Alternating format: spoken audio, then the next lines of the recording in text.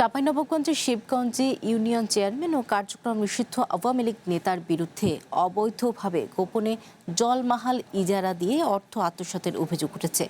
ইজারার মেয়াদ আরও 2 বছর বাকি থাকতেই নতুন করে গোপনে ইজারা দেয়ায় এলাকায় দেখা দিয়েছে তীব্র ক্ষোভ। এ নিয়ে ক্যামেরার সামনে কথা বলতে রাজি হননি অভিযুক্ত চেয়ারম্যান। অভিযোগ পেলে ব্যবস্থা নেওয়ার আশ্বাস উপজেলা প্রশাসনের। 2025 সালে 3 বছরের জন্য ইজারা দেওয়া হয়েছিল চাঁপাইনবাবগঞ্জের শিবগঞ্জের 52 বিঘার বিশাল ডাকরা জলমহল। নিয়ম অনুযায়ী এই ইজারার মেয়াদ আরও প্রায় 2 বছর বাকি, কিন্তু ইউনিয়ন চেয়ারম্যান আলমগীর রেজার বিরুদ্ধে নিয়ম লঙ্ঘন করে গোপনে আরও 2 বছরের জন্য অগ্রিম ইজারা দেওয়ার অভিযোগ উঠেছে।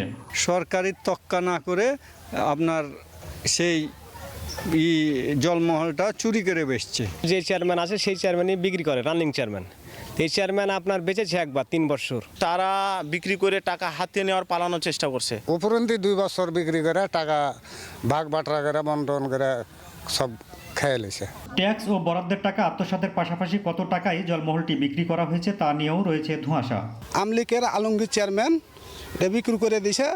আমি 4 মাস আগে জানতে পারে অভিযোগ দিয়ে ডাকরা বিলটা আমি লেছিলাম আইসা 2 বছর আগে, 3 বছর কিনে লেছিলাম। নির্মাণে নাম্বার 1 শাহ সিমেন্ট। এখন শুনছি আবার যে জল করবে যে 2 বছর। এ বিষয়ে চেয়ারম্যানের অনুমতি ছাড়া ক্যামেরার সামনে কথা বলতে রাজি হননি ইউপি সচিব আব্দুল লতিফ। আর গণমাধ্যম কর্মী আসার খবরে আগেই পরিষদ থেকে সটকে পড়েন অভিযুক্ত চেয়ারম্যান। তবে মুঠোফোনে জালিয়াতির বিষয়টি এড়িয়ে যান।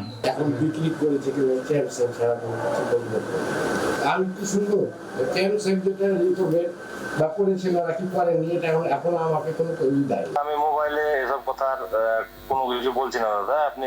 আমি নিজেও এই বিষয়টা নিয়ে ইন্টারেস্টেড না। 5 তারিখের পরে কত বড় ধরনের ভেজালে আপনি তো সবই বুঝছেন। চলমান লিজের মেয়াদ শেষ হওয়ার আগে পুনরায় লিজ দেওয়ার কোনো আইনি বৈধতা নেই বলে জানিয়েছেন উপজেলা প্রশাসন।